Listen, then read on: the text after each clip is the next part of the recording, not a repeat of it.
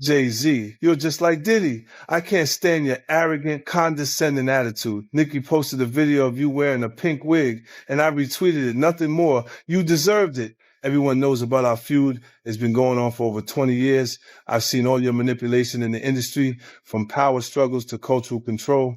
In 2015, when Tidal launched, Nicki helped you build it from nobody to a successful platform, and you immediately pocketed her $7.9 million in royalties. Lil Wayne was qualified for the Super Bowl, but you kicked him out of personal grudges. How is that any different from Diddy forcing his artists to sign unfair contracts? Just because Nicki didn't align with him, he resorts to this kind of suppression. You're truly despicable. What's even more interesting is that right after I showed him and his father's photo in the documentary Sean Combs: The Reckoning, you immediately had your lawyer send me a warning letter saying I overstepped my bounds. When you wrote the lyrics to exonerate Diddy back then, why didn't you think about today? You say the film is malicious slander, but why don't you dare sue me for defamation? Because all the evidence I have is true. I haven't finished reporting the witnesses in my documentary, and I haven't released all the title profit sharing documents. If you know what's good for you, pay back what you owe Nicki with interest. Don't wait until I make Jay-Z Reckoning 2, by which time even Beyonce's PR team won't be able to save you. Jay goes,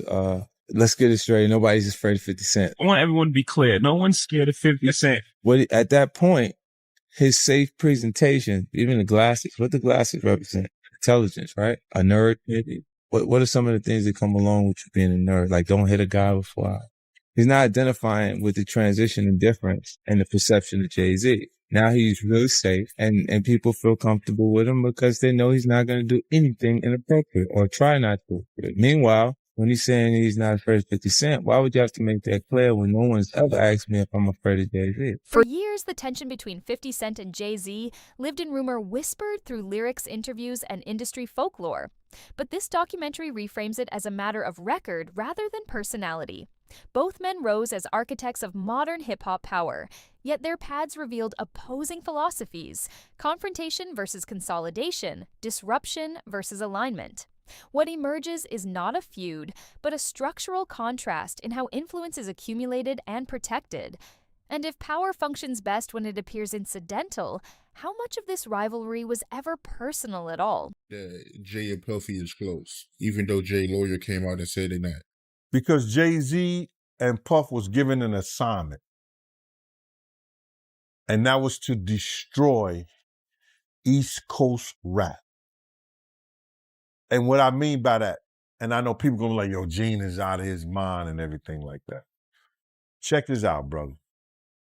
Is that New York rappers was getting 80 to 100, 800 to 1.2 million, or some larger than that, and sign with labels back then. And they was getting a lot of money to make albums and records. When they had guys down south that these labels was paying $250,000, $300,000 on record deals, and these guys was bringing back platinum albums and everything like that. So what they had to do was they had to keep New York rappers down.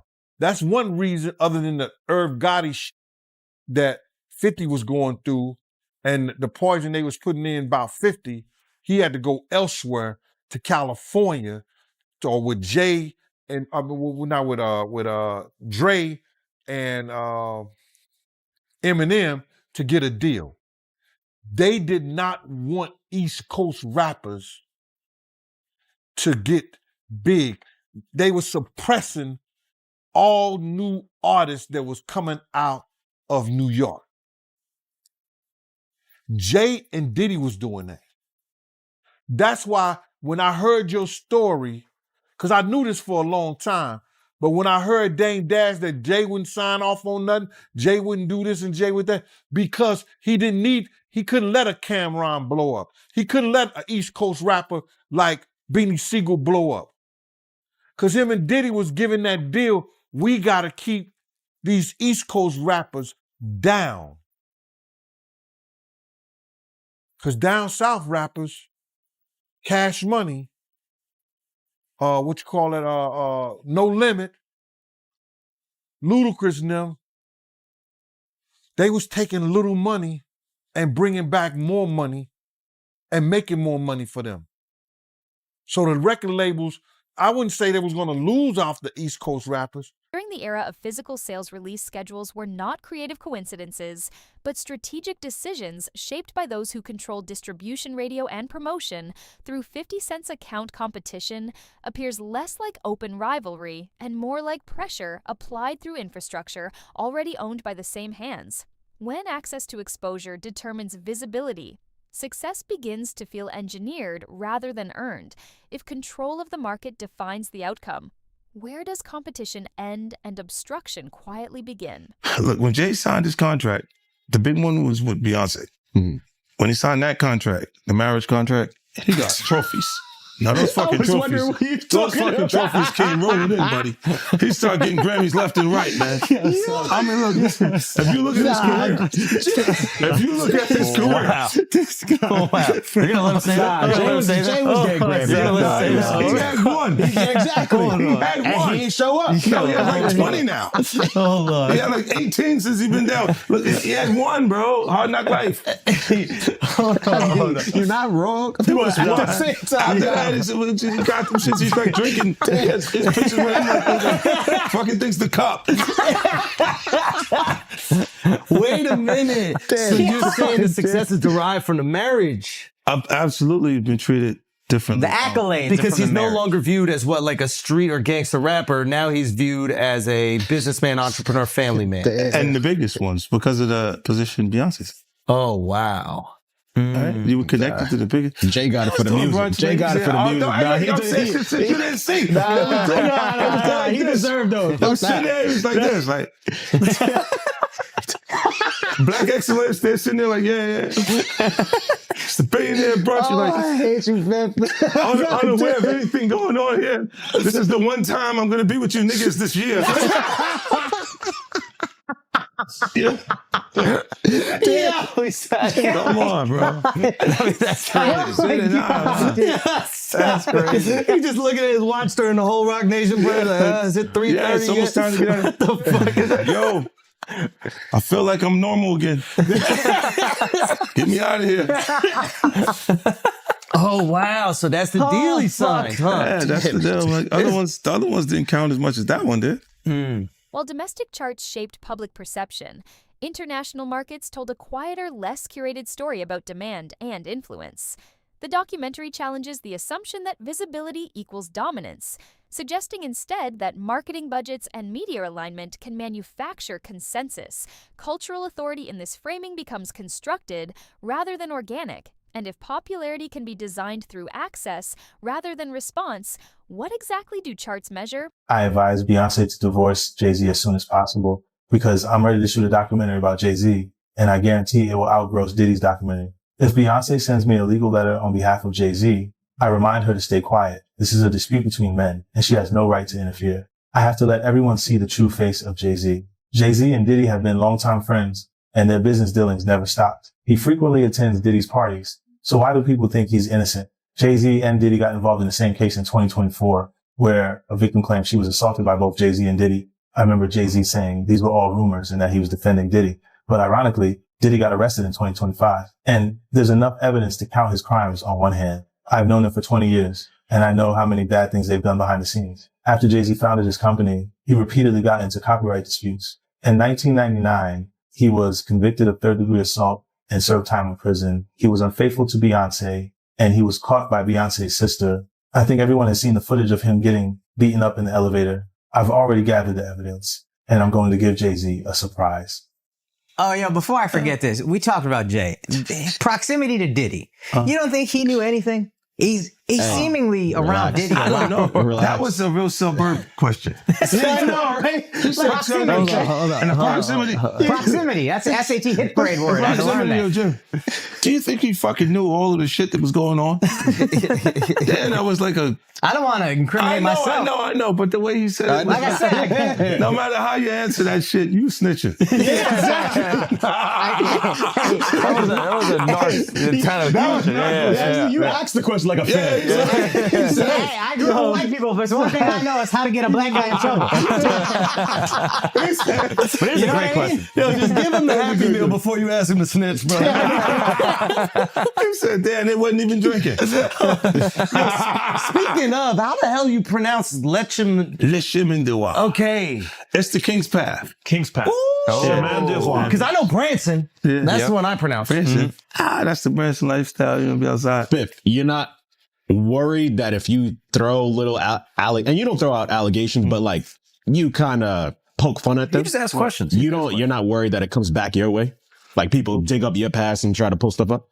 I don't got that shit in my past. I'm not. Everybody got a little bit. Look, like, not that it's real or not. I took a pill, but it was for me to perform better. For her to remember, buddy. I didn't fucking give her a drink so she forget what the fuck happened. What the fuck is going on here, bro? Yes, I took the drug.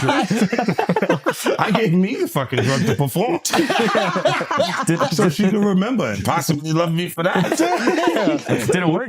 What the fuck? This is, yo, bro, look, I'm doing pretty good. Like, I'm pretty good. You know what I mean? Like, but I'm just saying, this is the opposite of normal shit that we're talking about, bro. That is why. Well, I don't know why it's so hard for people So just for to people to acknowledge feel weird like shit is you weird. would have something or you would have reserved energy because you feel like The controversy surrounding the Super Bowl performance becomes a study in how legitimacy is negotiated behind closed doors.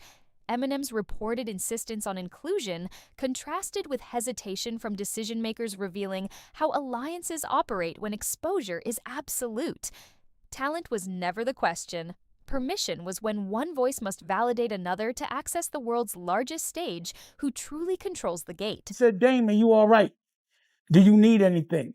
None of the people that have vocalized that another man, and to me, again, that whole conversation's a bit feminine.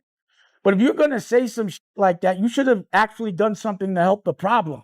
But I never got the call from Ray saying, do you need anything? And anyone else that I've ever given, paid a bill, paid their rent, paid their college, any dollar, not one person, and I don't want them to, because they know I'm all right. But not one person has called and said, yo, could I send you something to help? But I don't need the help. But if you're going to talk about it, be about it. But to me, that's just a jab when you tell and promote a false narrative and say that I'm in such a bad place that another dude should help me. And that my tail's in between my legs to the extent because of a lawsuit that I would actually take that money. I'm a man. I don't want nobody to give me nothing but the opportunity to do what I got to do. And I don't see no opportunity. I don't want to perform for the Super Bowl. I'm not all right with the NFL. I'm still mad it ain't no black owners. We went from kneeling to being happy when we could perform for them. That wasn't what I was about. I was about ownership of our own league and taking pride in that. I'm not a court jester for everybody else to get good ratings. I know what we're being used for, and I'm not cool with that. So it's a big deal is to jump on a stage for a bunch of white owners? No, that's embarrassing to me. It's a spectacle. They're laughing at us. Like being patted on the back by another culture is not how I judge my success. Only person that has the audacity to pat me on my back is my family. And they better, I'd be like, you better chill out. I don't want no pats on the back. I don't play that. I'm not in the patty pat club. On no level. I feel you. But speaking of the NFL, I know right now Nicki Minaj, she calling out Jay. And I know Colin Kaepernick's wife, she called out Jay saying that, Jay did her husband wrong. But I don't know. I don't know the backstory behind that, man. But I know it's going, viral right now on social media. But I do want to ask you, how do you feel about the NFL right now in general? It's funny. She's cool with my wife, Rocky. I think 5 artists and collaborators describe 50 Cent as present and accessible, while Jay-Z is often portrayed as distant, insulated, and strategic. These reputations reflect 2 leadership models, proximity versus mystique. One builds loyalty through direct engagement, the other through elevation and distance in a culture born from shared struggle. Which model sustains influence once success creates separation? you was doing it too. This is people that are looking on separation between their hardships or their the things that they got going on that would be issues, and what a celebrity's issues would be. Wait, what does that mean? They think all celebrities are doing the same thing. Yeah. Right. And when you see, if I wasn't saying anything, guess what? You could safely say that a person on the outskirts that is not involved in hip hop culture could think that everybody in hip hop culture is with that shit. So by you, you're good, bro. You're fucking good. Yeah. He's protecting hip hop. Yeah. If you don't speak out and make them the weirdos, then they're gonna think everybody's Every like single that. person is like that involved in hip hop culture. Makes you think, did Jay do it? Shut up. He's in trouble. God, We live in New York, bro. No. We live here. No, free saying. Jay-Z. I'm just saying. Shout out Mufasa. We all gonna go and support. Yo, we can all see. You are crazy. That was the craziest thing. I literally. What's bro, the lady at Rock Nation? I gotta send her that. You don't feel like that happened the same day, bro. What's the day came out the day before, the next day? I was eating Raisin Bran.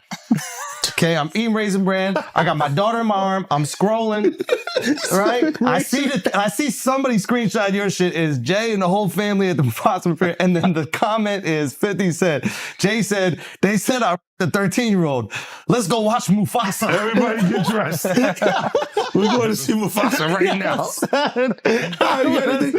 I just think it was a good look, like angling yourself as a family man. Yes. But they had to go to the premiere, that bro. was planned already. I'm pretty bro. And I realized that later, but I'm just saying to you, I haven't seen him in a long time. That's all I'm saying. When I hadn't seen him in a long time, and then I heard this shit, and then I looked and I saw Mufasa, I said, whoa. That's all that fucking happened, bro. You think this is at my phone? This is my phone. This is happening at real time. I'm going, yo. He said, yo. You just gotta say everyone gets these jokes, bro. That's what you gotta say. Yeah, no, rappers, listen, comedians and rappers, bro. That's why the do thing. people come to my page, bro? That's true. I know what I'm saying. You know what they say? That is true. Well, you don't think you're gonna happen next? Yeah, that's what they say to me, buddy. Well, you're next, buddy. You're fucking, you're laughing at this. Then you're not worried. Jay-Z's partnership with Beyoncé represents a rare fusion of personal life and strategic expansion. Supporters see organic evolution, critics argue. It reinforced legitimacy and softened scrutiny at a critical moment. At all. Why? Because you don't got nothing. I don't have it. There's no girls gonna come out. Why you sound skeptical? Because I think there are some women that are like, I think there's some women that are like, this guy's supposed to be from Queens, bro. Let me come fucked up experience. You kick him off the corner one time. No. What I'm saying is I know a couple of exes that fucking throw me under the bus. You should let him have the corner. None of this would have happened if you let him have the corner. Would have been fine. You know, there's some like opportunists. They'll just throw out the fucking. But that's what I'm saying. So you had to have something. Look, if you already interacted with the person, right, and you hadn't had a bad experience, it would take more for them to say some of the shit that you see these people say. Right? Like, you go, what made you do? What made you, even when we part ways, and because a lot of times when we interact with people, they're not just having fun for tonight. They think we're leading into this hardcore relationship that may not materialize. Right? So I see what you're saying, where they can look and go, well, look, you met the girl in 2003. You hung out with her. You had a good time after the show with 30 girls there. You just went and y'all hung out, right? And y'all just part ways. Right? So there's no negative things between it. But she can look up at the TV now, and you've been a success since then. Feel like that's my life. I was supposed to be there. And be upset with you and say something. But will it have any merit to it? If I got to keep that it real, woman hasn't been in my... You ain't always have the most amicable breakups. You remember where, I think it's your baby moms, where it's like she was kind of speaking out, and then all of a sudden the house just got burnt down. Yeah, but it happens. Left eye. She burned the house down. This nigga is crazy. No, my God, he goes, wow. So I didn't know how you feel about me now. No. He's going. He's great. So he saw me like the man. I want my block back. He goes, look, I have faith in our just uses. I'm a I civilian believe now. there would be consequences connected to those behaviors and actions that this brother is talking about. Oh my goodness, man. Why is that a part of his thought process today while we're here having a good time? Yo, that's a good No, I ass just said, point. look, you do have people that really, look, when you break up with them, they don't care about you anymore. Yeah. So they'll say things and you go, yeah, but it doesn't hold merit. It doesn't have any real. Yeah, of course. After all to these it. years That's and like- you don't see nothing. Yeah, Yeah, like the girl that's just upset with you. She's just angry with you. She got you. And you go, Regardless of intent, the union demonstrates how legacy can be curated across music, fashion, and corporate identity. When love and branding move in parallel, can the public ever fully separate the two? I thought the smartest thing Jay said in the statement was, if you really believe this happened, then press criminal charges. He said, pull up. but I don't think that was. Tell me. Okay, look. Because of the statute of limitation, there is there is no criminal. So it's a so making a it's statement pump is fake. to make people feel like. But apparently, if she's under 18, didn't you say it still could be criminal? He knows he's fed. He used to be a cop.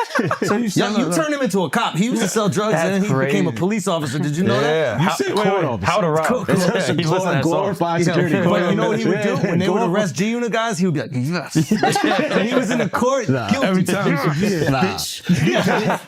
I was actually the cool one. I'll give you the extra fucking cheese sandwiches and shit like that. I'll be looking out. Take care of the family. Hey, I don't know, man. I think, what's the name? I get confused too. When you look at this shit, it's a lot. It's a lot of confusing information, right? But I think when you do point out that, why didn't you file criminal cases? Because you can't. You can't. It's over 20 years old. This was 2000, bro. No, but I think if it's a minor, when they're you saying can't- this is happening, I'm not even 50 Cent yet. Yeah. Oh, wow. You see what I'm saying? Like, this is that dates long that ago. far back. Yeah. So it's like, it didn't even take place at that point. So I'm like, Within the documentary's wider frame, Diddy appears less as an isolated figure and more as part of a governing system of access. Influence operates through relationships, mentorships, and control over platforms rather than overt authority. I'm saying, Sean Carter, you're a piece of shit. Taking Pimp C wasn't bad enough. So why does it all come to a head now? Why now? Why? Because he's the acceptable monster at this time. Like R. Kelly was the last time I sat on this couch. So who's next? Y'all don't see the lineup? Yeah, we see the lineup. I'm just waiting to see who's next. Who you think? Jay-Z is setting Diddy up. Why is everyone having such a hard time? He ain't doing shit different. He lined up D. Haven, stole his life and identity. He lined up Big L, stole his life and identity. He lined up Dame Dash, stole his life, identity, and took his love. Lined up R. Kelly. He wants to be the one. Yeah, shout out D. Haven. He actually hit us up, wanted to tell this story. You need to talk to D. Haven. Yeah, we need to talk to him. I told you that last year when I put you on the phone with him. You did. I want you to think about this. Allegedly, Sean Carter is responsible for enacting Hype Williams to put Aaliyah on a faulty plane to move her out the way as punishment for rejecting him. And so he could level up Beyonce, who was struggling. Let's just say allegedly that happened. Now I want you to think about 106th and Park with Mary J. Blige. Free, who is a victim of Sean Carter. Yeah. Mary J. Blige, who is a victim of Sean Combs, are sitting there talking about the death of Aaliyah amongst each other. Power here is relational, maintained through favors, silence, and selective opportunity. If access flows through allegiance, how many careers are shaped before the audience ever hears a song? You knew Jay personally, right? Know him, been around him a couple of times, bro. Been around him a few times. but I didn't know him. Know him as I'm sitting down and I'm breaking bread, eating off, eating a meal around him and shit like that, laughing, talking, and joking like that. I've been around Jay-Z, and one time I wanted to knock his head off, because he was being disrespectful, but he didn't know he was being disrespectful because he ain't that type of dude. You understand what I'm saying? What happened? Oh, we was in Cancun, and he had a personal assistant from my block named Laura, and he had brought like 3 people to the club. He had brought like 6 people to the club with him, and he was only supposed to get 3 people in. I was running the door at Daddy-O's from Industry Entertainment. They just told me Jay-Z only get 3 people in. You understand? So I'm at the door. I said, yo, Jay, you good, and 3 of your other good, but the other 3 got to pay. So then he said, Laura, handle him. And at that time, the type of dude I was, you couldn't tell no woman to handle me. You understand? When I'm talking to you as a man. So then I said, who you talking to like that? You telling her to handle me? You understand? And then me and him, he didn't say nothing. He just turned to the side. And if he'd have turned back around, he'd have got his head knocked off. But Laura told me, yo, Gene, please, Gene, you're going to make me lose my job. You know what I'm saying? And because, one, she was beautiful. 2, she from our block. You understand? I wasn't going to do that to her. You understand? So I gathered myself, stepped away from the situation, and then the promoter said Jay can let his people come in. You know what I'm saying? But he was being disrespectful. This is the same dude that Harlem cats used to laugh at and joke at. Even we was out there that time, he came to Cancun and he had a fake Versace shirt on, and they was ripping him. I mean, they was ripping him. I know he's a billionaire now. He can wear whatever he got. He got $10 million watches and shit like that. But we talking about back then. You understand? We still had those stories from back then. And it's good that a brother can uplift himself. And that's why he's the type of person that he is, because he knew how guys used to treat him. That's why you could see him trying to sun people based on somebody who gets in that type of situation. You understand? This dude had the same cream deli silk shirt that I had. Now, cream deli cream shirts were fake printed Versace shirts. They were nice. You pay $45 for them, but you can't wear that around Harlem cats. You understand what I'm saying? Not if you in the rap industry. At that time, they used to have diamond testers. You understand? They'll roll up on the cat, and if your diamond don't beat, you understand? They'll talk about you. Snatch your chain off or whatever like that. So he had the fake cream deli cream shirt on, and they was roasting him. I think I seen him in a black t-shirt from that point on in Cancun the whole time he was there. Yo, let me just tell you something. When dudes from Harlem got something on you, bro, and they joking you, they at it. They gonna stop until somebody with some power or somebody with some money say, yo, get that dude a break. Give him a break. So Dame probably used to let him get him in a little bit, but then when Dame was like, yo, my man, let my man live. Let him live. They probably back up off of them or stuff like that. But they was joking, they was talking and stuff like that. And because you just don't do that. You don't come to no major event with nothing fake or phony on. Not at all. Unless the only way you could get away with something fake or phony on, if it was Dapper Dan. If it was a Dapper Dan special, you good. As historical controversies resurface alongside new legal scrutiny, the narrative shifts from dominance to accountability. The documentary avoids verdicts, instead examining the mechanisms that delay or deflect consequence for powerful figures. Fame amplifies success, but it can also defer reckoning when allegations surface decades later. Is the industry structured to confront truth or to preserve stability? If it wasn't Dapper Dan, nah. You couldn't do that, bro. Not at all. Should have known better. But he was from Brooklyn. But from what you know about Jay, do you believe he's capable of doing what he's being accused of? what I know and of Jay and what have I heard of Jay, I want to say this to protect myself, that there's stories of Jay talking to underage girls. It was a girl from my block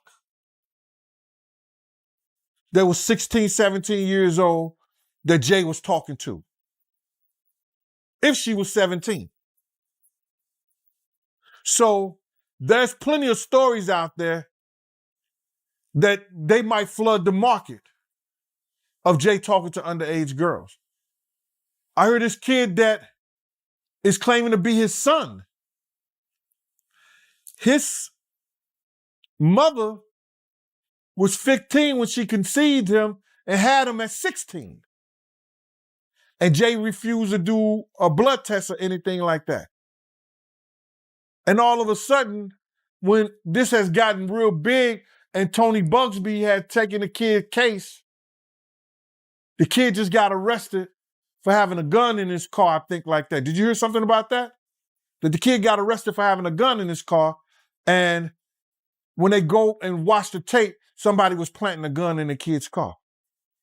Now the kid who never been in trouble to that degree, and now he's facing a case for a gun case for having a loaded firearm in his car. So, answer your question. There's plenty of stories. Ain't Beyonce one of those stories? Isn't Foxy Brown one of those stories? Isn't that kid mother one of his stories? There's a lot of stories, bro. So that's what I say about it. In its closing movement, the film returns to silence not as absence but as currency careers. Advanced alliances survive and conflicts dissolve when uncomfortable truths remain unspoken while speaking carries measurable cost. 50 Cent emerges not as an accuser, but as a witness, disrupting a culture built on discretion and managed memory. If history belongs to those who endure, which stories remain buried simply because telling them is too expensive, and who ultimately decides when they surface?